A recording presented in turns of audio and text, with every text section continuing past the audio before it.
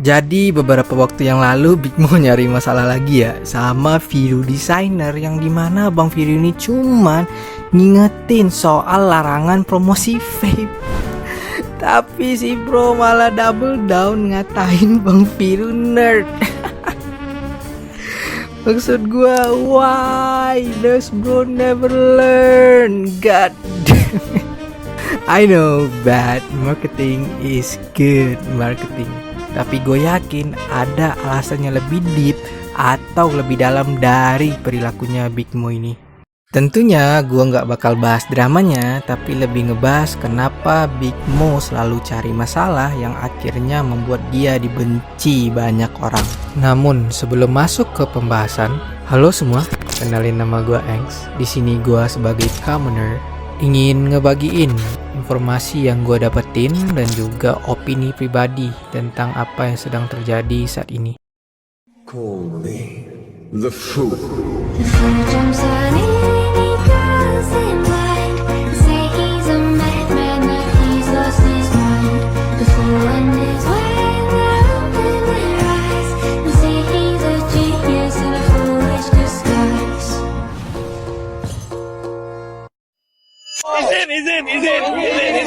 Oke, gue runutin dulu ya. Kebencian terhadap Big Mo ini sebenarnya udah dari lama ya. Awalnya orang benci Big Mo ini waktu dia nyenggol streamer gede di Indo, kayak Dian KT yang dibilang gak lucu lah, atau streamer kentang. Tapi belum masifnya itu pas dia ngundang Jule.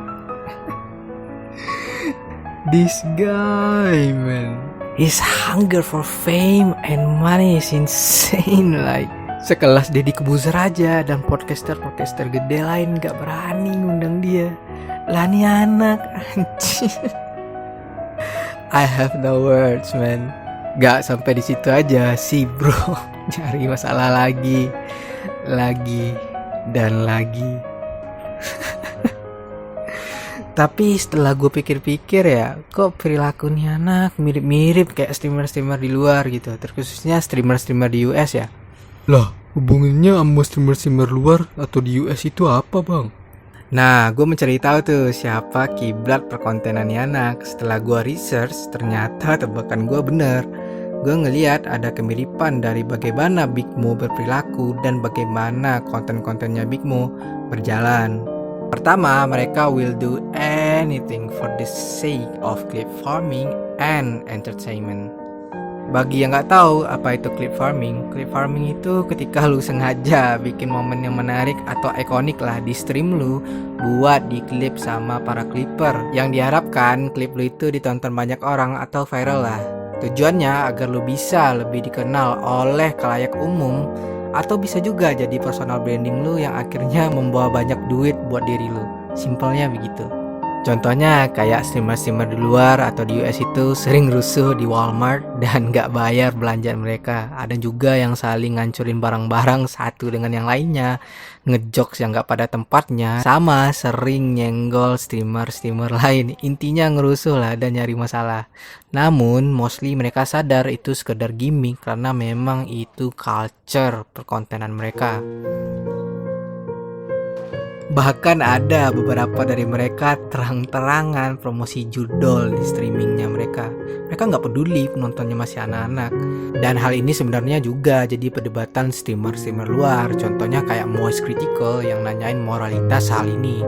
Tapi pada akhirnya cuman jadi perdebatan aja gitu, karena nggak ada sanksi sosial dan mereka ya ngejalanin hidupnya masing-masing aja gitu. Kalau di Indo kan udah pasti kena cecar tuh, ada yang sampai kena sanksi sosial juga, karena kita tahu gitu kalau efek judul ini sangat destruktif banget. Dan lu lihatlah sekarang streamer-streamer di Indo kan nggak ada lagi tuh yang promosiin judol. Tapi kayak gitulah dunia perstreamingan dan perkontenan di luar, terkhususnya di US ya. Tapi gue disclaimer dulu, gak semuanya ya, tapi mostly kayak begitulah. Gue gak tahu ya ini kalimat yang tepat apa bukan, tapi setoleran itulah mereka sama hal-hal yang kayak begini. Namun seperti yang Arab pernah bilang waktu ditanya ya di salah satu podcast itu, apa advice lu untuk seorang Big Mo? Arab bilang kalau misalnya gak semua orang bisa nerima apa yang lo lakuin. Dan itu bener banget, karena culture perkontenan yang seperti itu gak ada di kita. Dan dari yang gue lihat-lihat juga, orang-orang di Indo itu menjunjung tinggi yang namanya adab. Walaupun memang ada yang toksik-toksik juga, namun ada batas wajarnya. Ketika batas wajarnya itu dilewati, maka viewernya akan bereaksi.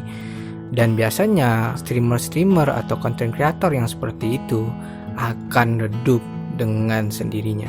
Tentunya ini berlaku juga untuk seorang Big Mo yang dari awal suka ngerusuh, nyari masalah sana sini, yang sebenarnya udah gue jelasin sedikit di awal, walaupun gak rinci ya. Tapi gue yakin teman-teman yang udah ngeklik video ini udah tau lah apa saja drama-drama yang udah dilakuin seorang Big Mo.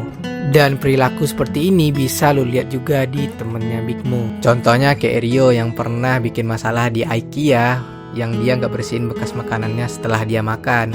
Ada juga waktu itu di gacoan, dia lagi makan gacoan terus dia minta bayarin sama viewernya. Setelah ditunggu beberapa lama, viewernya gak ada yang bayarin, terus dia ngatain viewernya miskin. Dan gue yakin untuk sekelas Rio gak mungkin gak ada duit untuk bayar gacoan doang. Tentunya dan pastinya ya itu cuman sekedar gimmick. Tapi gimmick-gimmick yang seperti itulah yang belum bisa diterima oleh orang-orang di Indo. Dan ini pendapat pribadi gue ya, sebenarnya lu juga nggak perlu se-try hard itu untuk stay relevant di Indo. Beda kalau kasusnya di luar, terkhususnya di US, karena persaingan perstreamingan di sana itu memang keras banget. Dan juga viewernya mostly ya, gue ngomongin ini mostly, bukan semuanya, itu juga nggak peduli apa yang lo lakuin, yang penting lo bisa nge-entertain mereka. Kalau di Indo lo perlu gimmick yang menarik, personality yang disukai orang, sama bikin konten yang kreatif dan menarik, pasti lo bakal rame.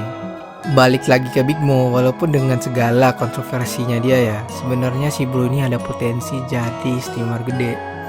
Dia dipuji sama penonton luar waktu dia collab dengan Sneako. Dan dengan berbagai permasalahan dia, dulu youtuber-youtuber lain di Indo ngasih dia kesempatan itu. Kayak Bang Lutfi Alimawan, Bang Windah juga, bahkan dan KT yang dia senggol sampai bilang kalau Big Mo ini ngasih warna baru untuk perstreamingan di Indo. Karena mereka ngelihat potensi dari seorang Big Mo.